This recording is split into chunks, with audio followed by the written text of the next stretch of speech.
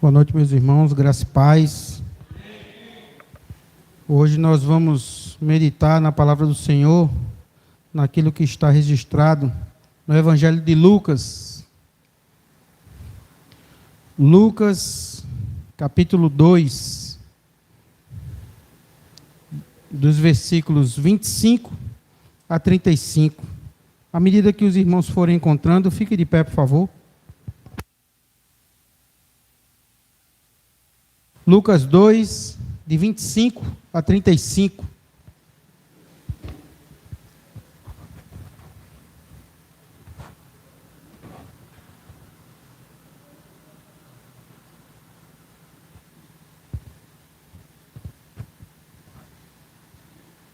Lucas 2, de 25 a 35.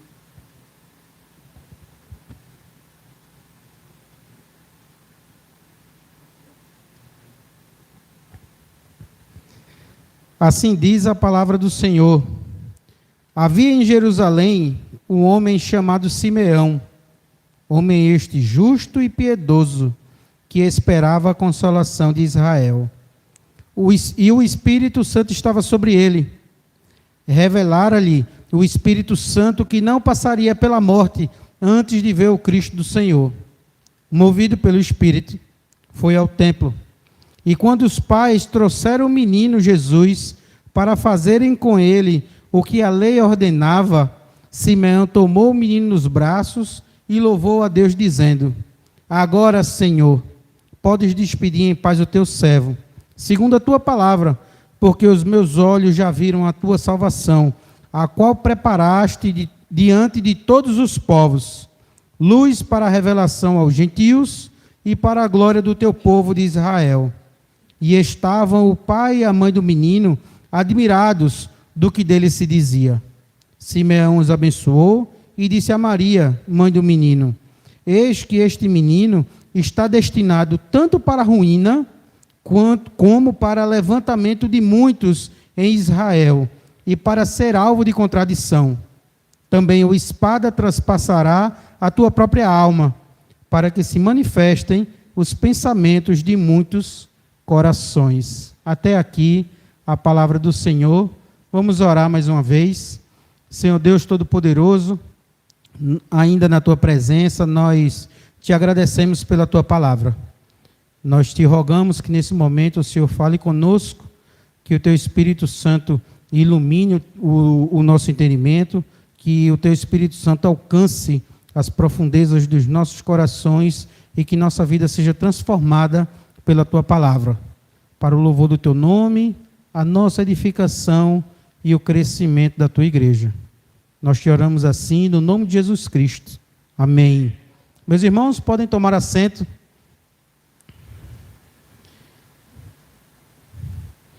A mensagem de hoje, ela está muito relacionada com a ocasião do período, que é o Natal.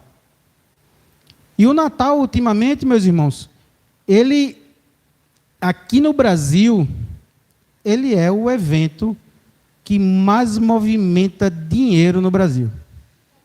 Ele é a festa onde consumidores e clientes mais estão presentes ao longo do ano.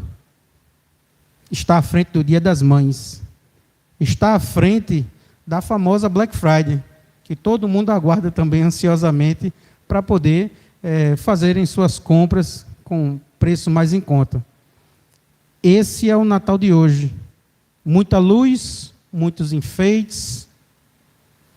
E o Natal atual, onde a gente pode observar, apesar de muita luz, muito enfeite, conforme falamos, ele tem uma questão, não sei se os irmãos acabaram reparando nos enfeites, a ausência dos presépios ao longo dos anos. Papai Noel está lá, o pisca-pisca está lá, as maçãs, as bandeirinhas, as luzes, mas o presépio, ele está desaparecendo. O nome Feliz Natal também. O que é que nós podemos observar? Boas festas. Porque já abrange o Natal, abrange o Ano Novo, abrange as confraternizações, e está tudo certo. Muitas pessoas esperam ansiosamente o Natal, principalmente a noite da ceia, aquele jantar. Porque o Natal aponta para a família, para a reunião da família. O que é que o Natal deveria ser? Tem gente que aguarda o Natal por conta disso, pelo que ele deveria ser: família, união, confraternização, amor, esperança. Mas muita gente aguarda o Natal pelo ter.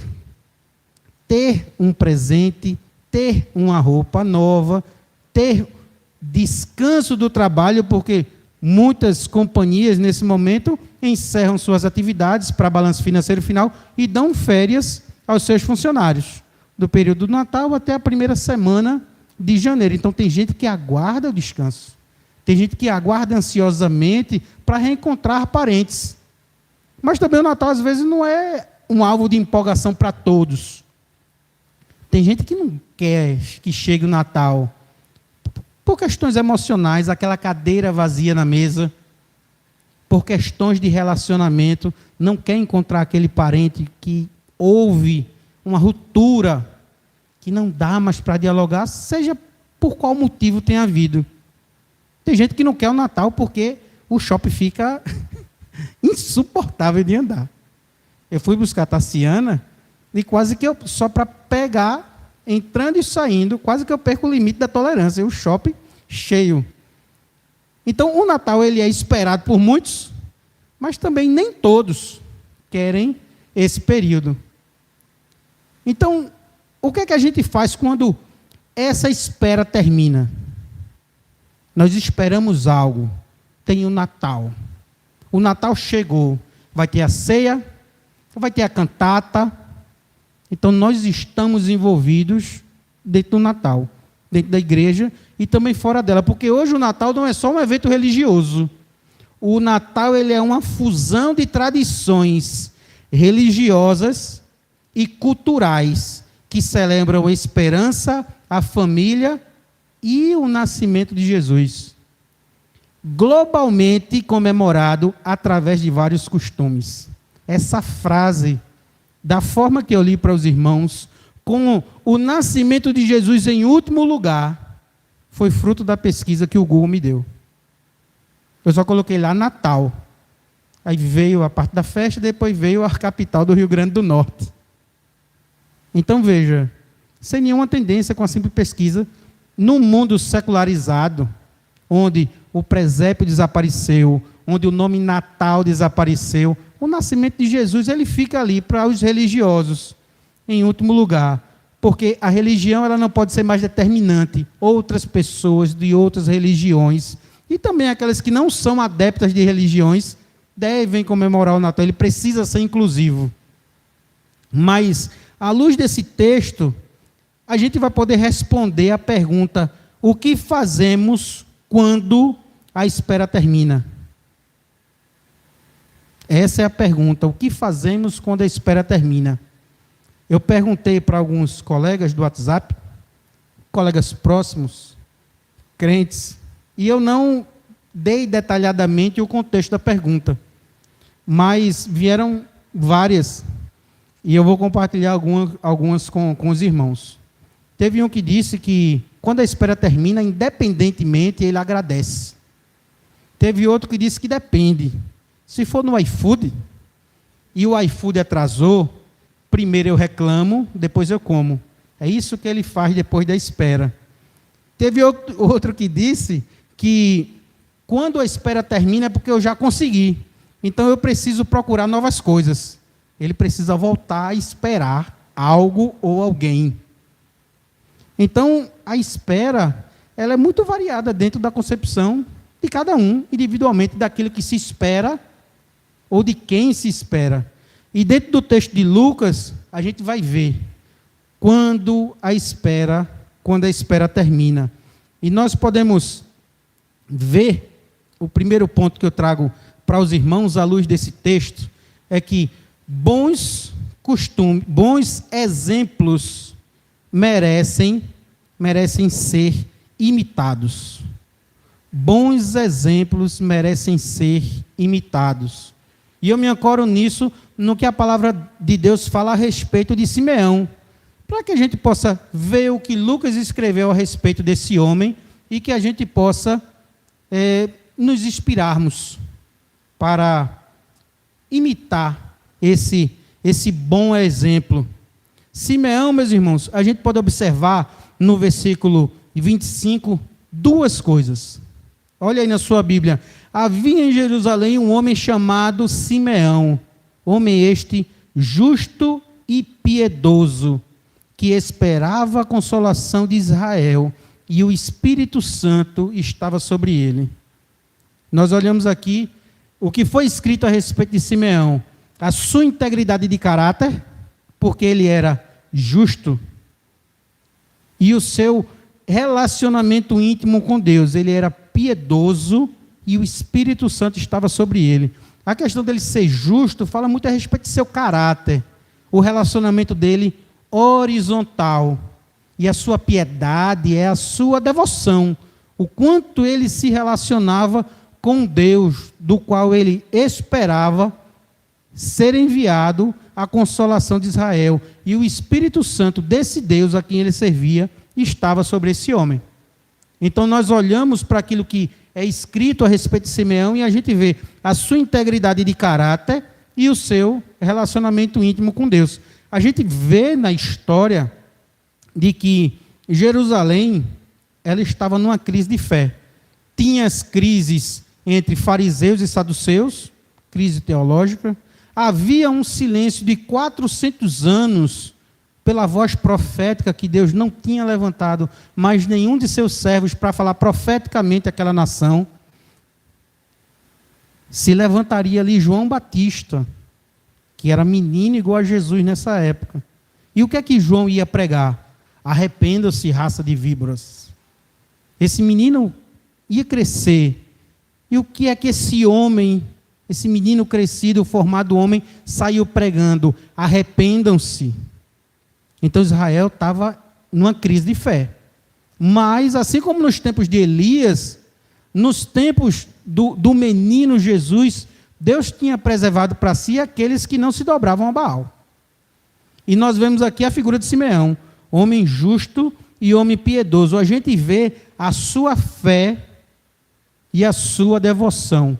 Nos versículos 28 até o 32, quando Simeão toma nos braços o menino e ele louva a Deus dizendo, meus irmãos, ele foi até o templo movido pelo Espírito Santo.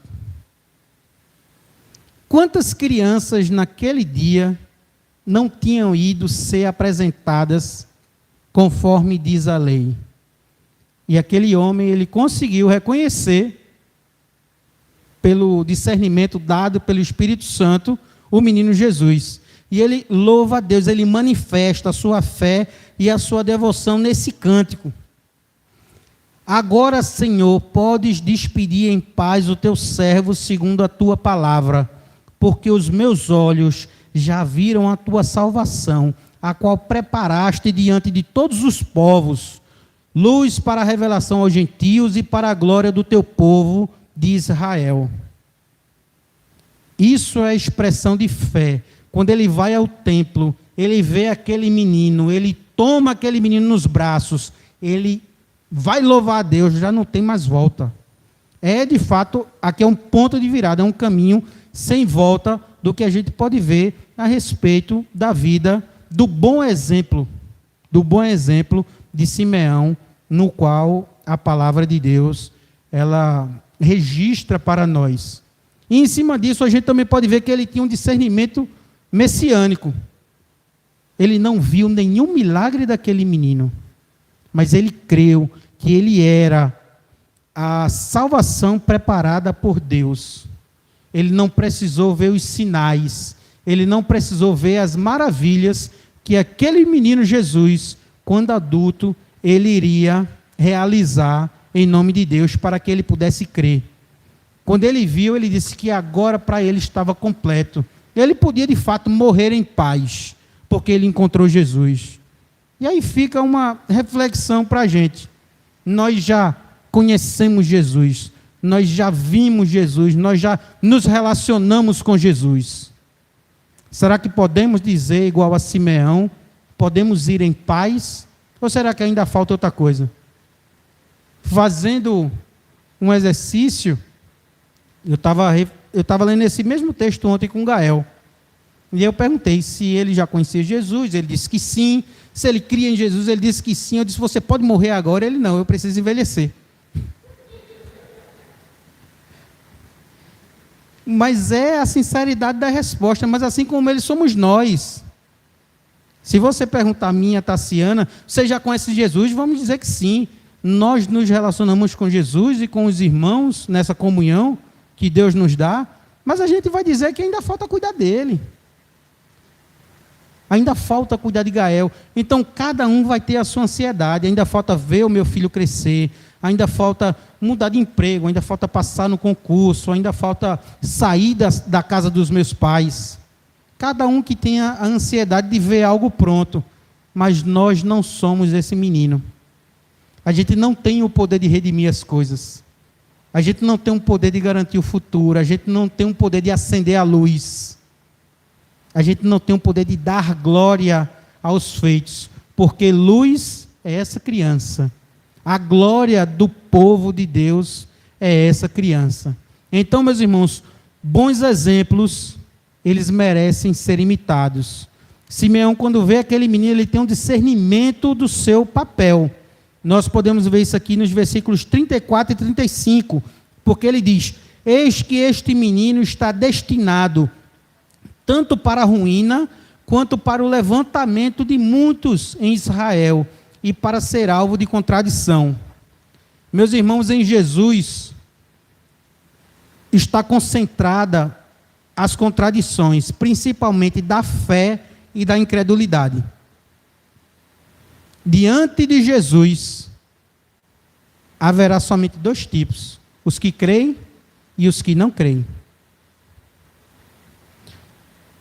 Quando nós manifestamos aquilo que Jesus representa diante das ocasiões, se tiver algum incrédulo, ele vai dizer, mas isso serve para você na sua religião, dentro da sua perspectiva. Aqui Jesus não cabe. Jesus, ele é o alvo das contradições, principalmente da incredulidade e da fé. Para que se manifestem os pensamentos de muitos corações. Diante de Jesus, aquele que é um opositor, ele não se cala. Assim como diante de Jesus, o devoto, o piedoso, ele adora, o incrédulo, ele não se cala, ele vai se manifestar contra. Inimigos se tornam amigos para combater Jesus. Foi assim com fariseus e saduceus.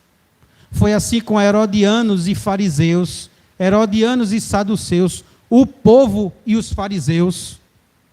Pilatos e Herodes eram inimigos. Lucas vai dizer, no registro do julgamento de Jesus, a partir daquele dia, Herodes e Pilatos voltaram a se falar, pois estavam inimigos. Contra Jesus, os inimigos se unem para combater o que ele representa, o que ele é. Meus irmãos, e assim como bons exemplos merecem ser imitados, por que bons exemplos merecem ser imitados? Porque uma vida de obediência reconhece a grandeza e a sabedoria do Senhor em todas as coisas. O bom exemplo nós podemos ver em Simeão. E uma vida de obediência que reconhece a grandeza e a sabedoria do Senhor em todas as coisas, a gente pode ver na vida dos pais do menino. Os pais do menino, eles eram obedientes à lei de Deus. O que é que eles foram fazer no templo naquele dia? Versículo 27. Movido pelo Espírito Santo, Simeão foi ao templo. E quando os pais trouxeram o menino Jesus para fazerem com ele o que a lei ordenava, isto é, obediência. O menino Jesus, apesar de ser completamente Deus, ele tinha suas limitações humanas e precisava que os seus pais fossem ali para cumprir tudo aquilo que a lei ordenava, porque Jesus veio para cumprir a lei e cumpriu perfeitamente, para permitir que nós tivéssemos acesso através da obra gloriosa que ele fez ao Pai. Nós podemos ver que os pais do menino, eles eram ouvintes atentos. Veja comigo no versículo 33. Eles eram bons ouvintes. Estava o pai e a mãe do menino admirados do que dele se dizia. Eles ouviram e ouviram com atenção. E principalmente Maria. Não aqui nesse texto, mas a gente pode ver no mesmo capítulo, no versículo 19, quando os pastores falavam coisas a respeito do menino, tudo o que tinha acontecido, que todos ali ficaram admirados com o discurso dos pastores.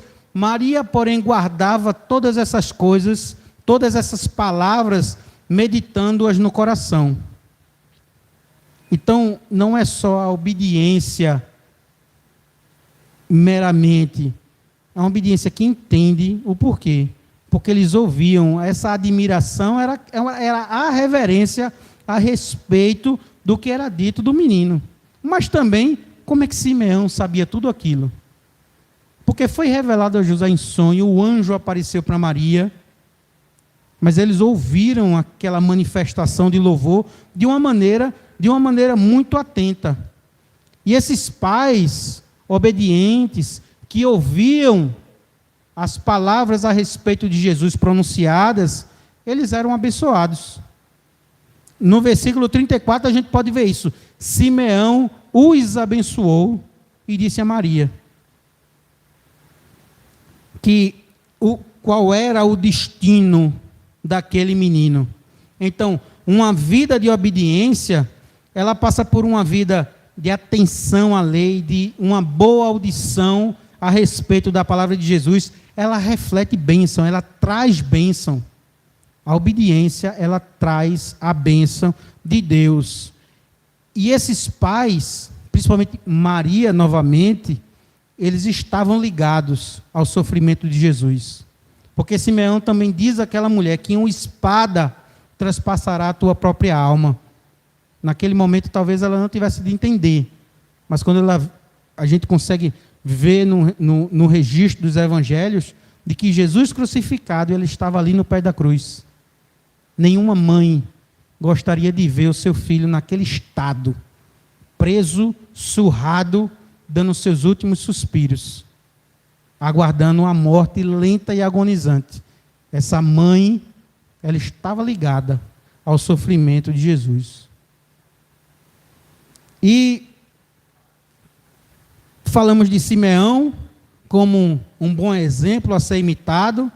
Falamos dos pais do menino, como que por possuírem uma vida de obediência que reconhece a grandeza e a sabedoria de Deus. Mas o sermão não é sobre Simeão, não é sobre José e Maria. O sermão, meus irmãos, é principalmente sobre as relações de Deus na salvação. Porque quando Maria recebeu a visita do anjo, ela disse: aqui está tua serva, que seja feita conforme a vontade do Senhor. E ela louvou a Deus dizendo: a minha alma engrandece ao Senhor, e o meu espírito se alegra em Deus, o meu Salvador. Simeão, quando viu o menino, ele louvou a Deus. Então, Deus, ele realiza a salvação no meio do seu povo. O Pai tinha prometido e o Espírito Santo tinha revelado a Simeão, no versículo 26, que ele não passaria pela morte antes de ver o Cristo do Senhor. Então, meus irmãos, Deus, o Pai, ele cumpre as suas promessas.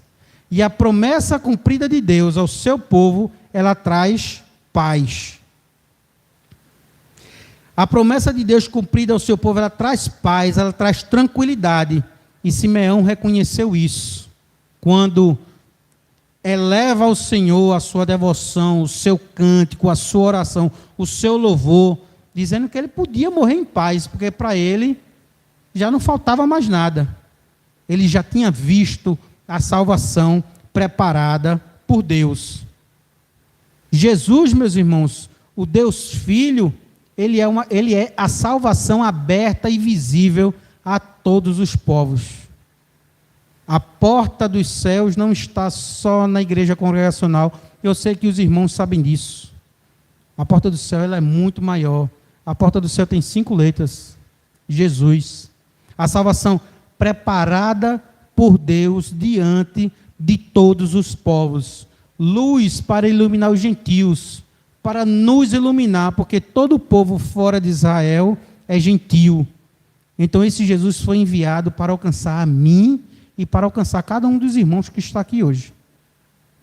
Este é o envolvimento de Jesus na salvação. Jesus, ele suporta ser o alvo das contradições, ele suporta a incredulidade, assim como ele suportou a zombaria, assim como ele suportou a prisão, o escárnio, cada açoite, assim como ele suportou a cruz. Essa é a missão do Filho na realização da salvação. Ele revela quem os homens realmente são diante dele.